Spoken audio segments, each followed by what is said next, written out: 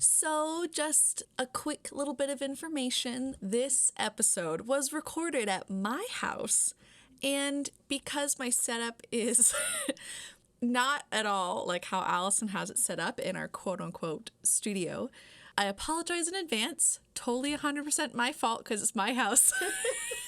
If this episode has any weird sound blips. I mean, my house has road work going on outside, so I think your house is better than that. Fair. Hello, everybody, and welcome to the Wench Bench, where friends sit and talk about fabulous fictional females and how their stories have influenced us throughout our lives. My name is Fonda. And my name is Alison. Today, Alison is going to be talking about Furiosa. Yes. So I'm not only going to be talking about Furiosa today, I'm also going to be touching in on both the wives and the Vuvellini as well. Because... Wait, Vuvellini? The Vuvellini. So that's actually the name of the older women that they run into from the green space. Okay, because for a second, it does sound like a pasta dish. I'm not going to lie. It does. It does. It sounds like other things, too, and that's intentional. And we'll talk about it. Ooh, great. So mostly today, I'm going to be talking about the different female characters and the feminism involved with the movie Mad Max Fury Road. Oh, that was a good movie. Wasn't it, though? I really enjoyed it. Mad Max Fury Road is one of my all-time favorite movies. Up there, right with, like, Jurassic Park. Oh! It is easily my favorite movie, like, of the decade as well. So you're going to be getting a lot of Alison nerding out over film craft and, like, the idea of themes and the importance of understanding what kind of story you want to tell and how important it is to start that way. And then when you carry it through, you really see what kind of art you can make. Mm-hmm. For those of you who don't know, Mad Max Fury Road is a film that was directed by George Miller and released in May of 2015. Oh my god, 5 years ago? Yeah, I know, right? Oh, fuck. Okay. Just blew Fonda's mind. I thought it wasn't that long ago. I know. It seems so new, but it's like, I see it on TV and stuff all the time, and I'm like, is this really old enough to be on, like, random reruns on, like, the History Channel? Apparently it is. So it was released to critical acclaim, scoring a 97% on Rotten Tomatoes, which it still holds today. Is that by critics or fans? So it's a 97% on the tomato meter, which means that is like the critics, okay, I guess, and then okay. it's 85% for the audience score. Hey, that's still good. Like, that's still close to one another. Yeah, still super high. It was also the second most nominated film in the 88th Academy Awards after The Revenant. I've never seen The Revenant. Me neither. I heard a lot of weird Is that the one that has the bear? The bear that's and ripping Leo? up? Yeah, is that The Revenant? Yep. Okay, I know why I haven't seen it. Yeah. But it ended up winning 6 Oscars and so many other awards and nominations that season. It's absolutely wild that an action movie did that. Another reason why I'm going to be talking a lot about the movie and the creation of it is that a lot of times when you talk about action movie heroines, so much of what happens to them is what shapes why it is that they are good female characters. It's because of the situations that they're in, and... Okay. So it's going to be kind of reminiscent of the whole, like, Aliens episode that Nick and I did, where we talk a little bit about how the themes really feed into the feminism. Gotcha. I'm going to start with a little movie recap for everybody. I would love if the movie recap was just you being like, go fucking watch it. Go fucking watch it. Basically. There is so much that you cannot portray about this movie. Over 90% of it is done in practical effects. And when you think about what this movie is about, which is a bunch of souped up cars driving through the desert, that is fucking wild. Oh, it's insane. It's a beautiful movie. Just go watch it. So movie recap. Years after the collapse of civilization, the tyrannical Immortan Joe enslaves apocalypse survivors inside the desert fortress, the Citadel. When the warrior Imperator Furiosa, played by Charlize Theron, leads the despot's 5 wives in a daring escape, she forges an alliance with Max Rockatansky, played by Tom Hardy, a loner and former captive. Fortified in the massive armored truck, the War Rig, they try to outrun the ruthless warlord and his henchmen in a deadly, high-speed chase through the wasteland. Oh boy. Yeah. So Through the cool. wasteland. Through the wasteland. So basically, this movie is a high-octane thrill ride. There are so many practical effects and explosions. The score is amazing. There are tricked-out cars and beautiful maidens and an evil warlords and everything you could want from a movie. Everything, Alison. Everything. I mean, I think it's missing Hugh Jackman, but that's just my personal... just my personal comment on that one. That's fair. It would have everything to me if it had Hugh Jackman.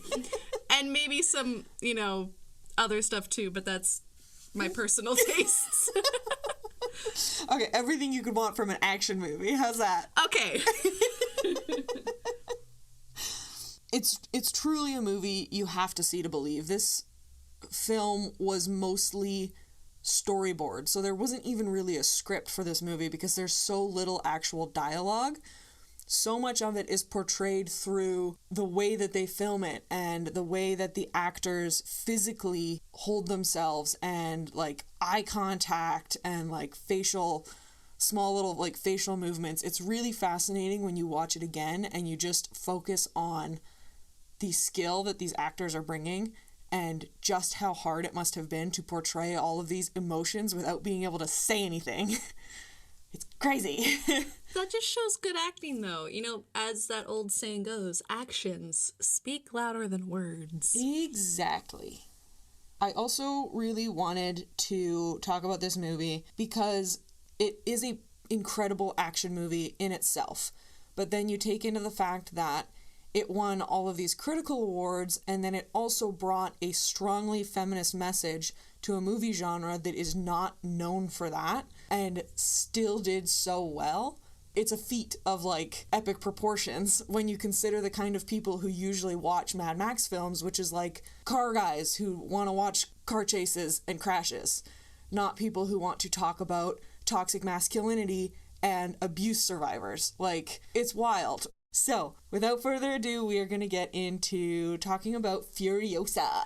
Okay, thank you. I've been waiting. Yes. So we're going to start with Furiosa, then we're going to hop onto the wives, then we're going to hop onto the Vuvolini, then we're going to talk about a couple, I think, very pivotal points in the movie that are the most interesting to talk about. Are they pivotal for these characters specifically, or are they pivotal for the plot of the movie? It's mostly for the characters, but okay, the plot kind of follows them, and so they're pivotal for the theme of the movie, I guess. Okay, I just wanted to understand, because this is an action movie, so I was like, are these your favorite action scenes, Alison? Well, my favorite action scenes is the whole movie. It's literally... the movie does not stop moving. When you watch it and, like, think about that, you really notice, like, there are very rare points when they're not literally in a car moving. There's, like, a couple scenes, but usually they're always, like, running around and you never really get a chance to, like, pause because it's constantly in motion. And so, like, the whole movie is one giant action sequence. Got it. So Furiosa is played by Charlize Theron, as I mentioned. She is the co-main character of this movie. And she's a strong, yet vulnerable and determined and stubborn and so very broken female character. But she seems to be broken in a way that, like, made something new, like crushing coal to make diamonds. Like, she didn't allow her circumstances to destroy her. It sharpened her and made her something different. On that topic... you said broken but made into something new. There's this Japanese art of precious scars. Like, you've probably seen it. It's called kintsugi, where basically pottery was broken, but you use gold or other metals to put the pieces back together. Aww. And so, like, I'm showing Alison a quick picture, because you've probably seen it. But it's where they use the scars of the pottery to make something really cool and still, like, wonderful, not only just to look at, but it's still, like, it's not useless because it's not broken, right? Like, you can fix something. Yeah. So when you said she was broken but made into something, it just made me think of this. Yeah. Yeah, that's a really pretty way to think about it. Furiosa was originally part of the Vuvellini, who are a group of nomadic women. And she was taken when she was a child along with her mother, but her mother died a few days after they were taken. And so she was a child brought into this place called the Citadel. She was originally brought there, it is assumed, to be one of Immortan Joe's wives. This comes out a little bit more in the extended universe stuff, but turns out that she was barren, and so he kind of just, like, threw her out, essentially.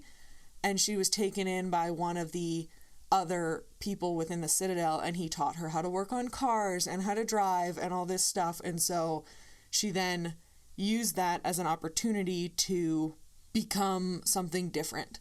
And then she eventually uses that as a way to get back at the man who essentially destroyed her life by stealing his wives. Is it early on in that part where she loses her arm? Because in the movie, she just doesn't. Like, she's missing an arm, and she has a robotic one. They don't really explain it. Okay. Which I think is fine. It just yeah, is I was a just thing. curious if he was the reason, and that would be more of like a thing where she would want to go against him, or if it was just like, this happened, we're not going to touch on it. Yeah, I don't particularly remember them touching on it, and in my research I didn't particularly come across it either. But Immortan Joe's just kind of a monster in general, and, like, the perfect metaphor for toxic masculinity. Can you, because I'm sure there might be some people who know or some people who might not know, because toxic masculinity can get thrown around a lot in cases where some people are using it as an argument point or some people are using it for cancel culture. Yes. So do you mind, for our listeners, and again, this is from your point of view because we're not experts on this, could you explain why he is a toxic masculine character specifically? So, first of all, he considers women to be objects. They are either essentially below his notice, so the apocalypse survivors who he essentially rules over, or they are what is known as milkers, which is women who have had children in the past who are used as essentially cattle, and they actually have them hooked up to pumps and stuff because water is such a rare resource. So they drink mother's milk instead to get extra nutrients. Or there are his wives, who are his breeders, as they are called by Immortan and his followers. So that's problematic issue number one. Yes, okay. And then he also uses his power and his influence to create a culture beneath him within the war boys that make them want to make him proud. And he says that any weaknesses, so any things like emotions, feelings, anything that could possibly be considered a weakness in an apocalypse scenario, he shuns that and he shames you for it. As if you are not willing to die for him, you should not be alive. But they consider him his god somehow because he, like, controls their water, he controls their food, he controls everything about their lives. And he just cultivates this situation where, again, women are treated as objects and men are treated as cannon fodder. And it's altogether not a great place. Okay, thank you. I just thought it would be good to quickly touch on that because I agree I don't like him. He really grosses me out. He's so creepy. And he makes me uncomfortable. And so I thought it would just be a good moment to kind of, like, touch on why it is that and since we probably will talk about him again because he is the villain, yes, view him as a example of toxic masculinity. Yes. So that's why. So Furiosa eventually rises through the ranks and she gets to be in charge of her own war rig, which is essentially a semi-truck tricked out to the maximum level. There's, like, spikes and stuff everywhere. It's super cool. and she has to do a run for materials or whatever, and she ends up sneaking out the wives who come with her because she was charged with protecting them, and throughout trying to protect them, she ended up getting to know them, and she ended up realizing that these women, even though they are treated better than everybody else pretty much in this scenario, because they get fresh food, they get fresh water, they get clean clothes, they get to be sheltered, but they also have to put up with regular physical and sexual abuse. So in a world where everybody's probably emotional. Oh yes. Too. Yeah, just so like much. I can only imagine. Yeah, so in a world where everybody is struggling to survive, you can like understand kind of where she came from, but then once she got to know them and she realized what was actually happening, they kind of won her over with their spirit and their attitudes and who they are as people. And I think that that's a really beautiful kind of connection that they formed together. But a lot of that isn't actually shown in the movie, which I think is something that the movie does extremely well, because dealing with these kinds of topics, you're walking on like such delicate glass, and they handled it in such a beautiful way that they never had to actually show the abuse. They never were like, look at what these women are going through. They showed you the after effects. They showed you the women who are surviving and who are strong and who are taking an opportunity to escape a bad situation, and they are putting them in the spotlight and showing how much courage it takes to leave a situation like that. And yeah, not showing it was amazing. And I think that was kind of one of the issues with the Furiosa comic, is that they really did focus on the abuse when that's not necessarily what George Miller wanted to focus on. He wanted to focus on their spirit and the importance of women, not on the tragedy that was done to them. So this is going to be a bit of a heavier episode, sorry about it, but it's such an important and well done movie that I do think that more people should consume it in a more, like, I don't want to use the term woke, but they should consume it with more of an open mind, looking at the actual themes, not just what it is on the surface. Which is a really great action movie. Which is an amazing action movie. But that's okay too if you only like it for that. Exactly, like, that's fine. It's fine. But if you're interested to look into it more, there's definitely a lot of good, like, conversations and stuff that you can have in regards to this movie. What Charlize Theron does really well in regards to playing Furiosa is she... I love Charlize Theron. She's fucking perfection. She's such an incredible role model. Like, there's so many cute, like, videos of little girls being okay to, like, shave their heads because they got to see Furiosa, and, like, it's so cute. But she does such a good job at showing a woman restraining herself, because I don't ever see Furiosa as being a cold, emotionless character.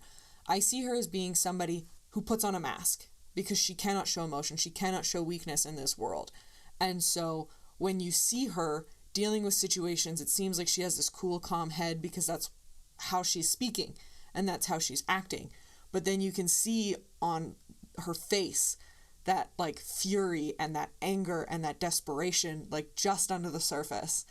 And they do a lot of close-up shots on their faces, and it really helps you understand her control and just how much she had to do to survive in this world, because that's really what she is, and she is a perfect companion to Max, because Max is the same. And as a little side tangent, where Immortan Joe was like a metaphor for toxic masculinity, I believe that Max is a good example of healthy masculinity, because he is physically strong. He's all of those normal traits that you would normally apply to a man, in air quotes. He's protective. He cares about the wives once he gets to know them. He's loyal. He's all of those things that Immortan Joe isn't.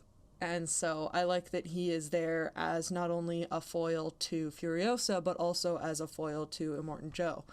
I love character foils. Me too.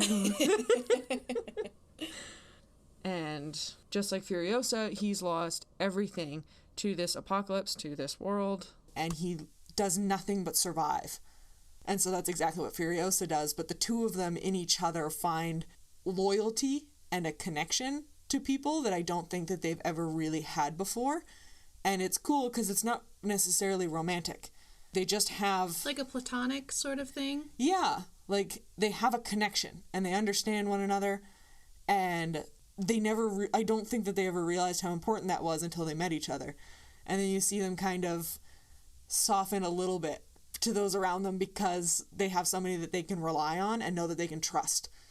And I think that their relationship, too, was made stronger because this movie was filmed over the course of 8 months in a desert. Like, all of these actors, all of the workers on the film, everybody had to essentially live out in the desert with nobody but each other, and, like, heightened emotions, super long days. It's, like, winter in the desert, so it's sandy but cold. And, like, just, like, the worst possible environment, but it bred this, like, connection, but also animosity. And so apparently Tom Hardy and Charlize Theron would sometimes, like, not be able to shut that off between takes, and so they'd be, like, really shitty with each other. But, like, they both understood it, and then it actually ended up helping in the scenes. Like, there's one particular fight scene where Furiosa actually doesn't have her arm on at the moment, and Max shows up and he's chained through a car door to Nux, one of the war boys from the Citadel, and they're having this, like, incredibly choreographed fight scene, and you just see, like, the absolute rage and anger on Charlize's face, and it's like, some of that's real. Tom Hardy is actually incredibly supportive about this film being called feminist, and he also does really well at essentially taking a back seat as far as the story is concerned, because this story isn't really Max's. It's Furiosa's, and it's the wives.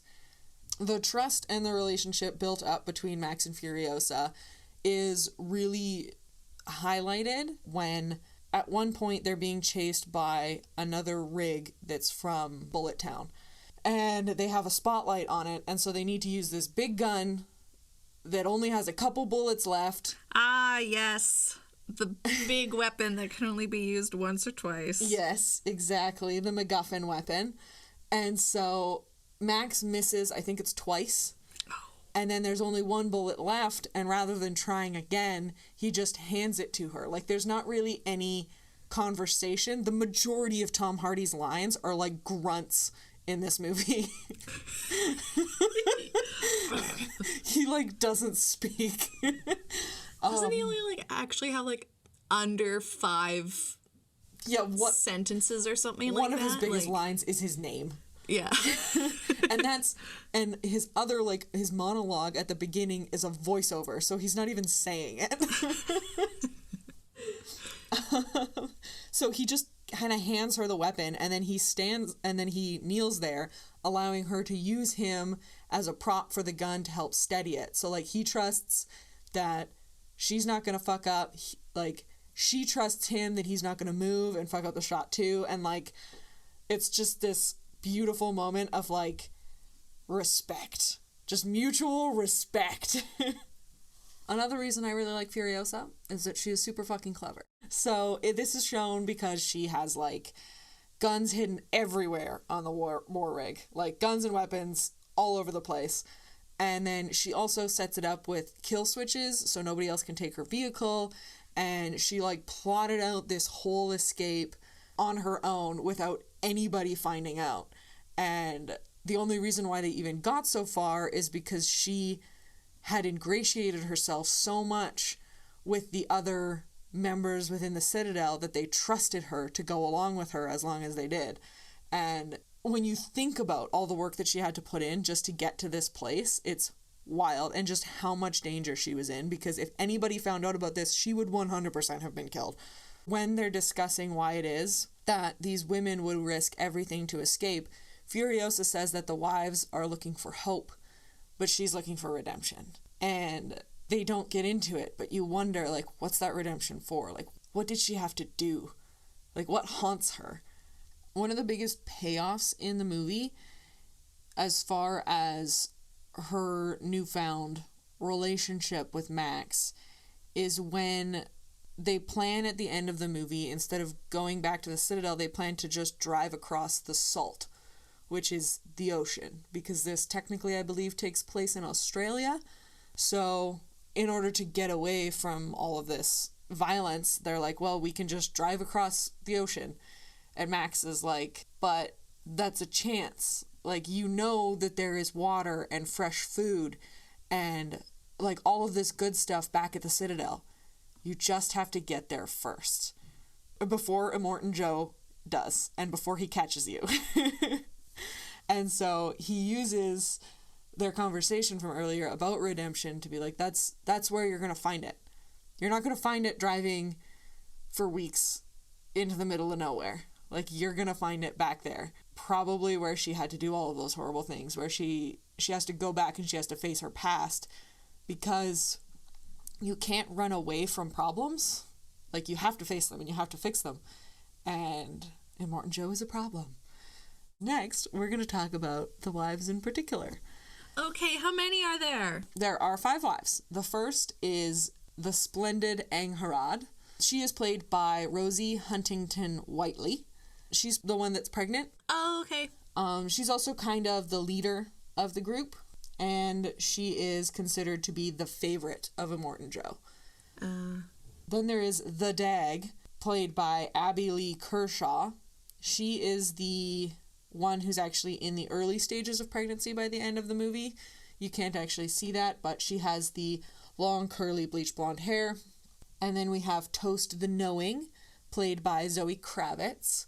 She actually knows a bunch about guns, which is assumed that she actually was not born and raised in the Citadel. She was actually taken from the Wastes, and she was a part of a different group for most of her life, which is how she has more practical knowledge than the rest of the wives. Oh, okay. And then there's Cheeto the Fragile, played by Courtney Eaton. So this is the youngest one, and she's actually the one who earlier on in the movie suggests just going back, because we find out later in the comics that she is the only one who's still a virgin, and so she hasn't had to experience the sexual abuse that the others have. And so all she's had so far is the regular food, is all like the good things, all the comforts that were provided to them.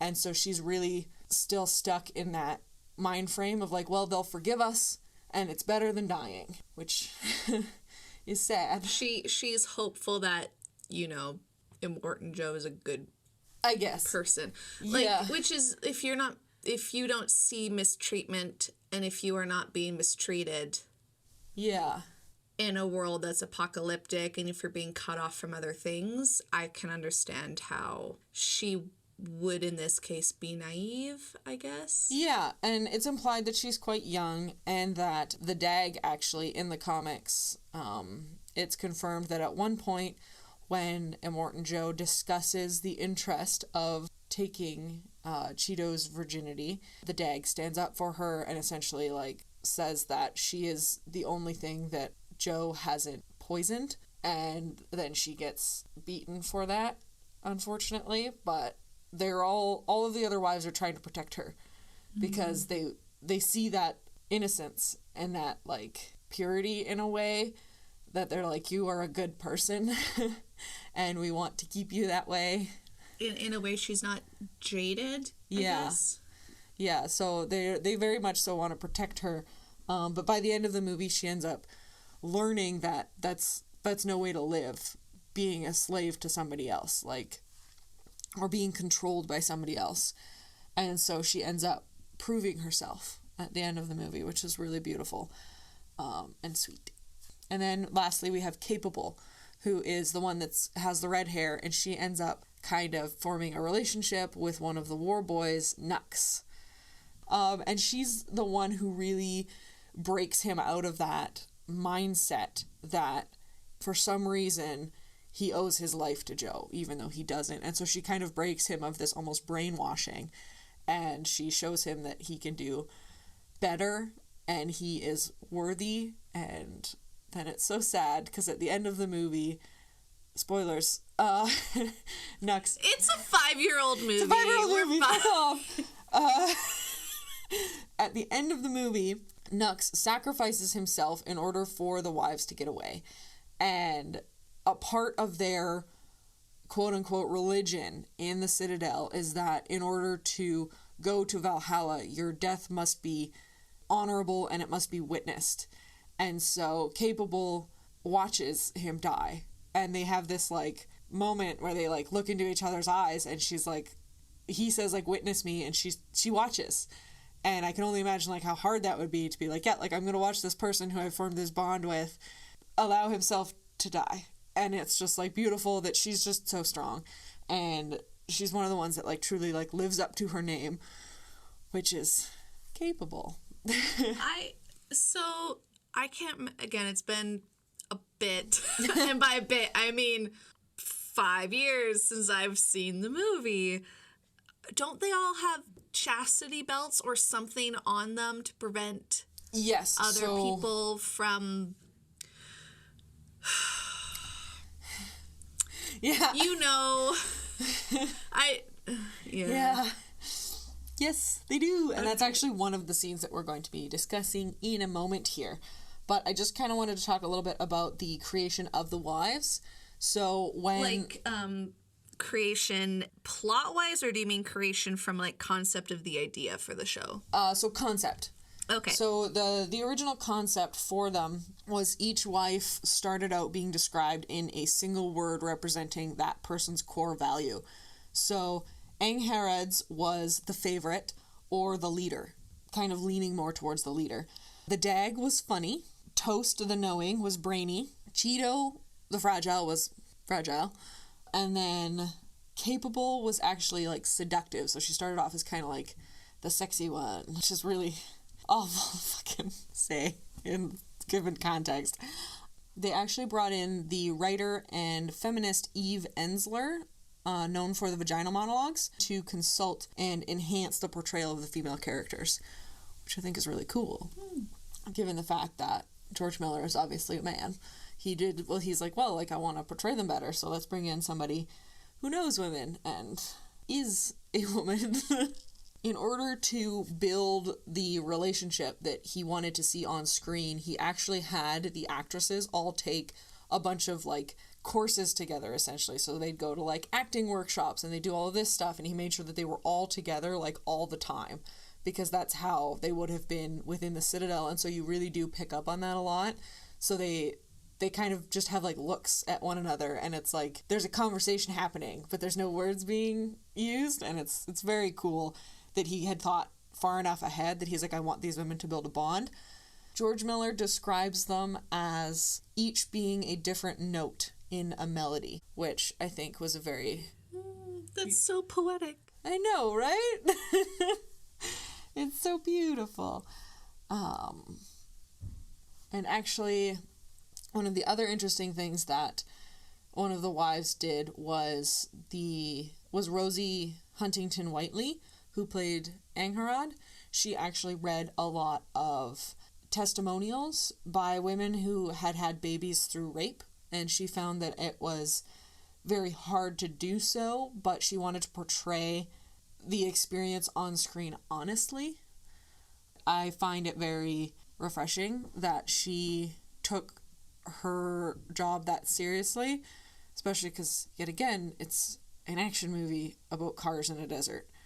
But she knew how heavy and how important those things are to portray honestly and to give your time and your emotional effort into understanding and learning about.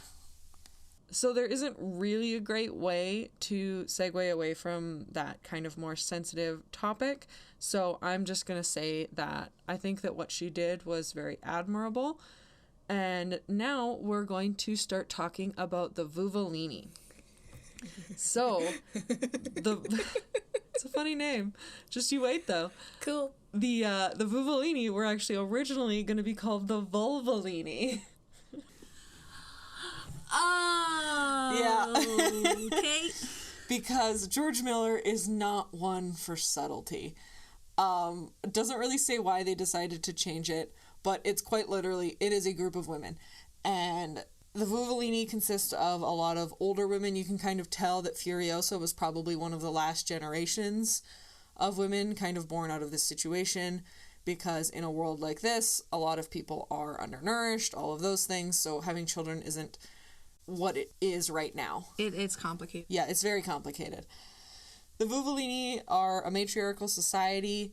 They're all like these super badass women. There's one who has like a bag of seeds, which is like a very literal metaphor for women being responsible for the existence of life. Once you see it, it's impossible not to see the like blatant metaphors in this movie. But if you're not looking for it, like you can probably just like pass it by.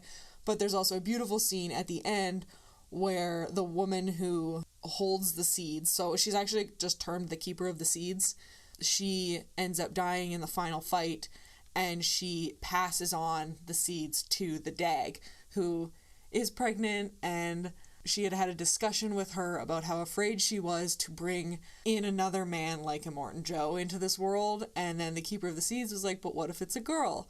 You don't have to carry that hatred on. And so she passes her off the seeds, and it's this really like beautiful moment of being like, go plant, make this world a better place. So good. Alison's really emotional. It's very emotional. It's seriously such a fucking good movie. And then something really simple to talk about too is the Vuvolini have like hand gestures essentially, where they reach out and then they pull their hand into their heart. So they reach out with an open palm forward, and then they pull it back, and they close their hand into a fist and put it in their heart. And when you compare that hand motion to the hand motion of the War Boys, where they interlace their fingers, and it looks like a machine. So it's showing the two different values that these societies have. The War Boys worship the machine. They are all cogs. They live and they die on the road, and that is the best that they can reach for, is to die victorious on the Fury Road.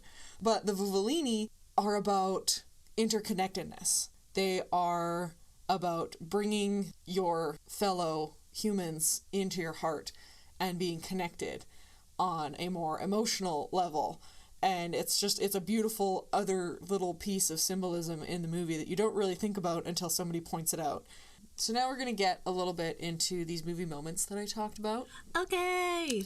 So the first one is pretty short. I wanted to touch on the initial realization that the wives escaped. Furiosa has taken the war rig with the wives, and she's turned off course, and everybody's like, where's she going? And then it kind of clicks in Joe's brain, and you see him like run to this like quite literally like a bank vault to go to where he keeps his prize breeders, which is so cringy. And he opens it up, and their teacher, Miss Giddy, is still within the vault. And all up on the walls, there are phrases. So there are 3 phrases that you see, and the first one is, our babies will not be warlords. The second one is, who killed the world? And the third one is, we are not things. Each one of these phrases on its own is like so powerful, but this Miss Giddy character, like, she taught them about the history of the world. She taught them about what the world was before, back when there was things like television and equal rights and all of these things, and these women learned from that, and she couldn't escape with them. She had to be there. I can't remember exactly why she stayed behind, but she's like, no, like, I want you guys to escape, and if I can be here to help that, I will. The phrase, like, who killed the world, is something they repeat a couple times. In this movie, the men killed the world. And at the end of the movie, the women are coming back to heal it and to bring it back to life.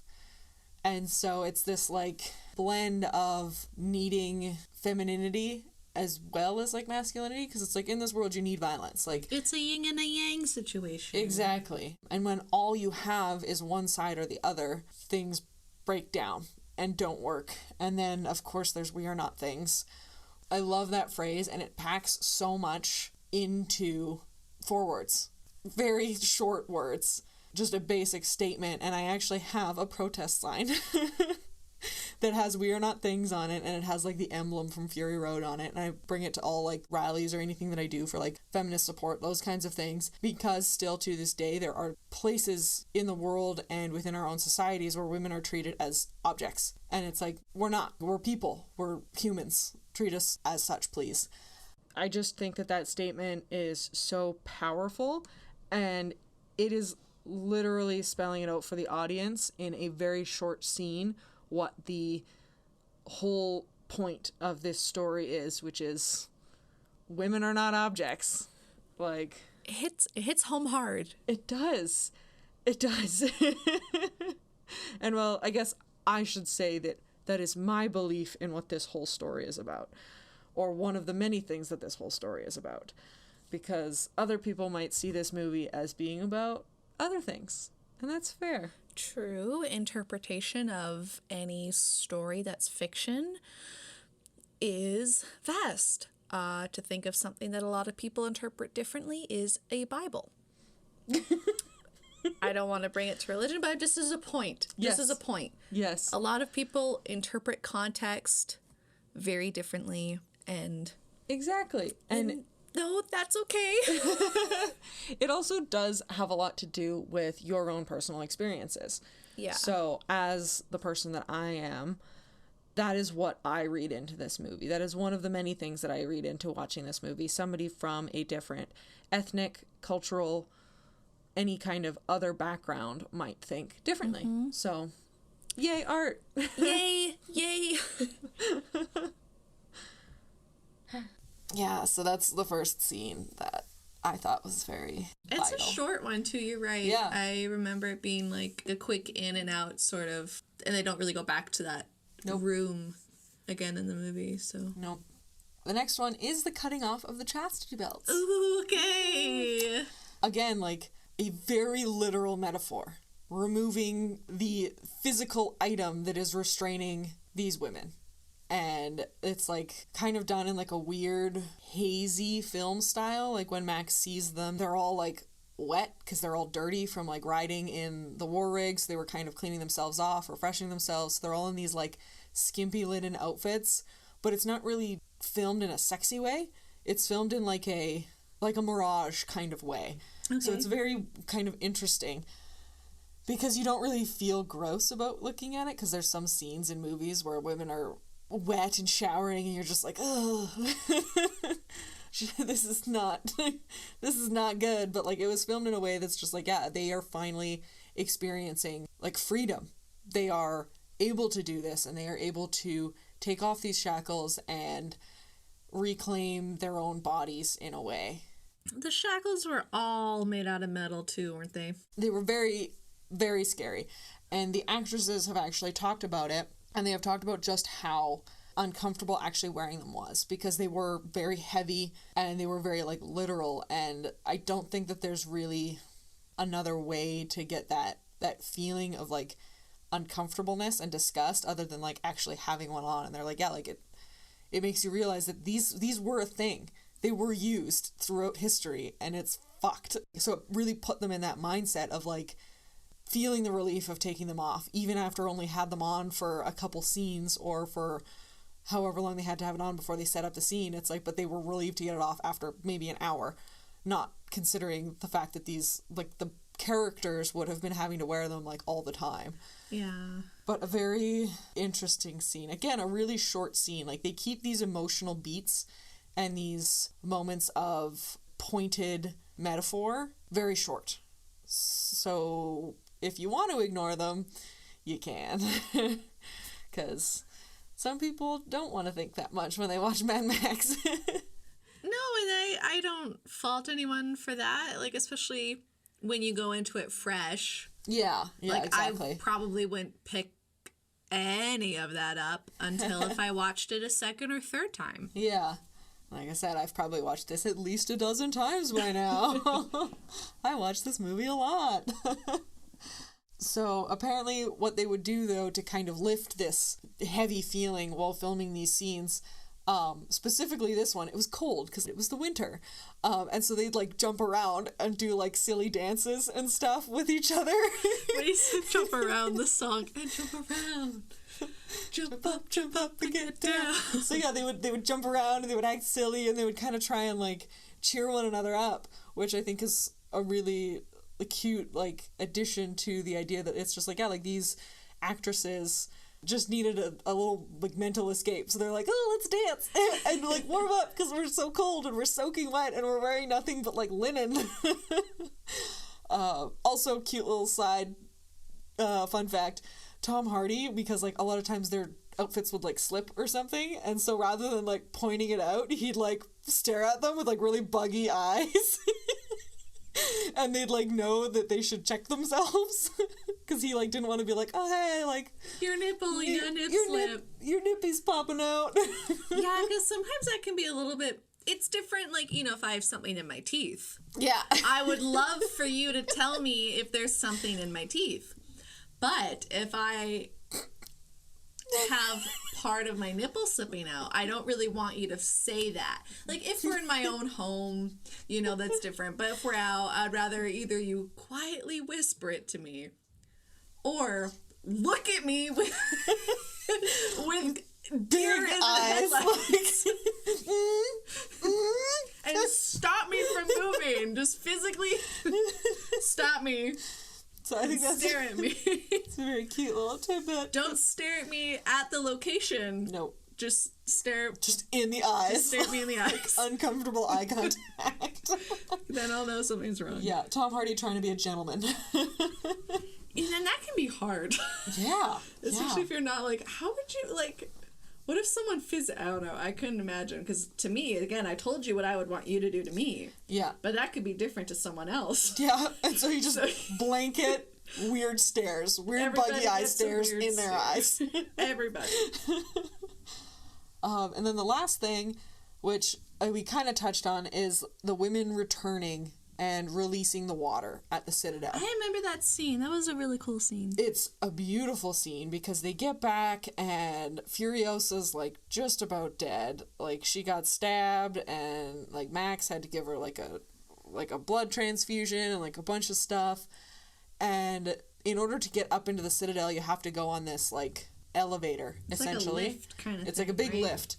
And so they drive up in Immortan Joe's war rig, and they have his, like, body on the hood of it, just being like, your king is dead! And then they bring up Furiosa.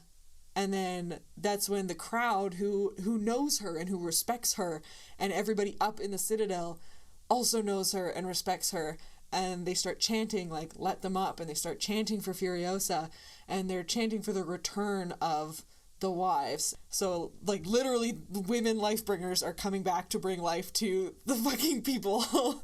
And so then they go up into the top, the little war boys, like the they call them war pups, which is so sad.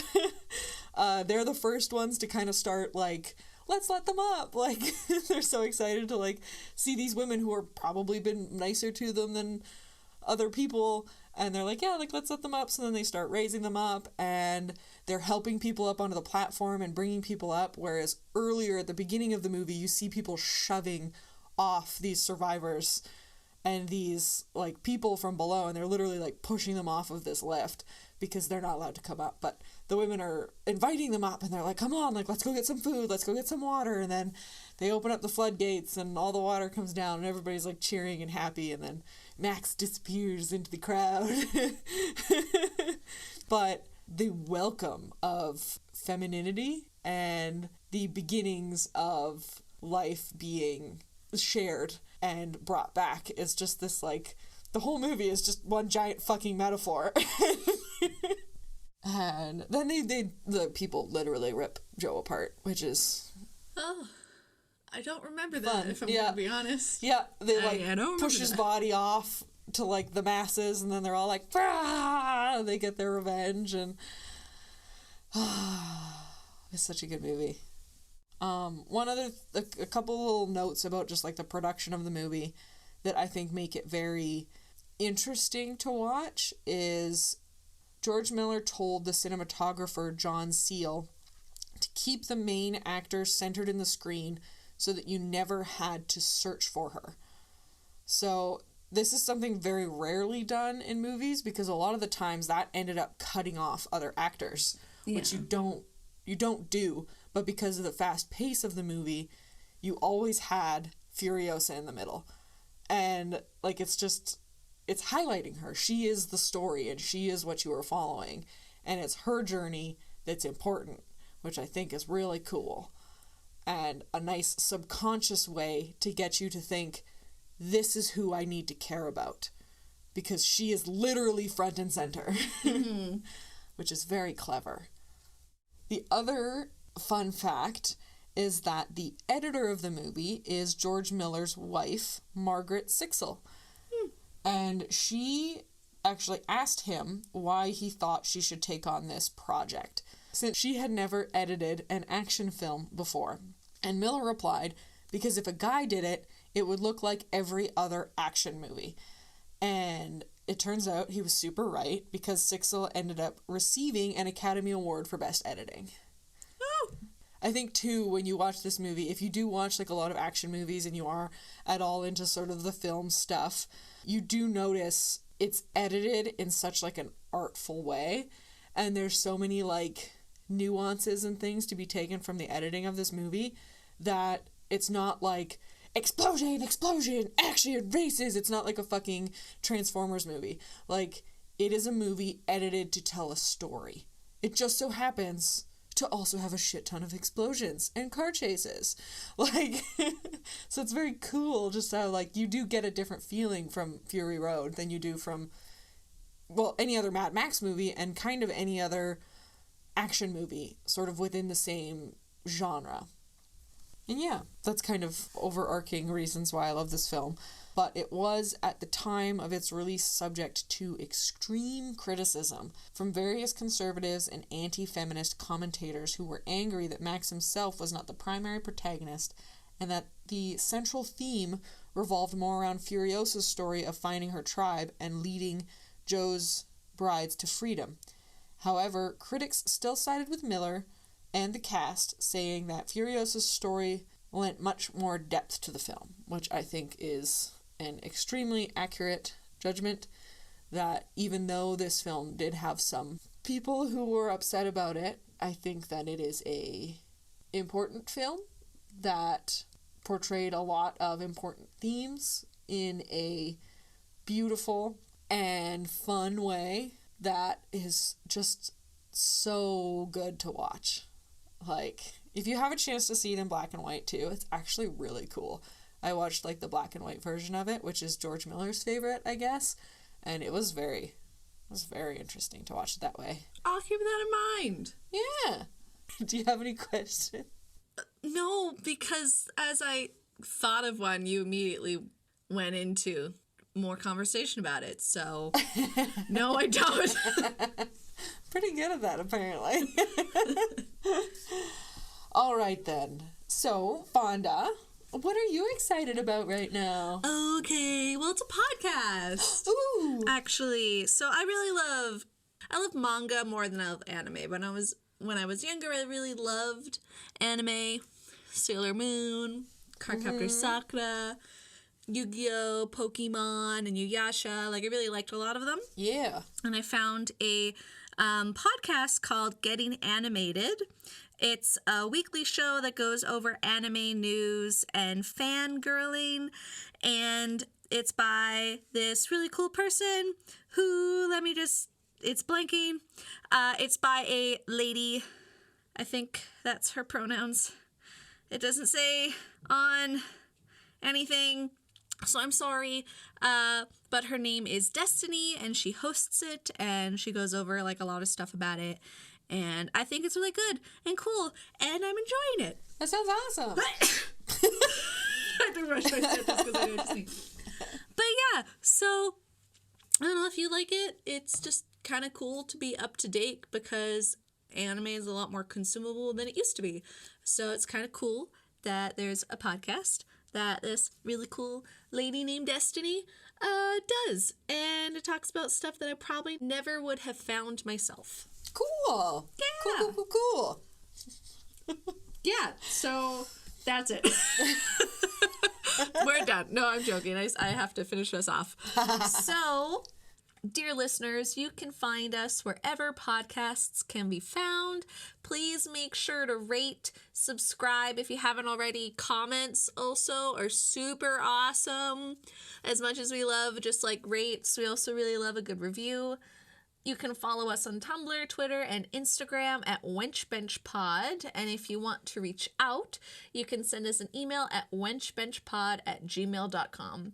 All the art for the Wench Bench was designed by the wonderful Tessa Joyce Riecken. You can find her on Twitter at Werevile. And thanks for listening. Talk to you soon. Bye.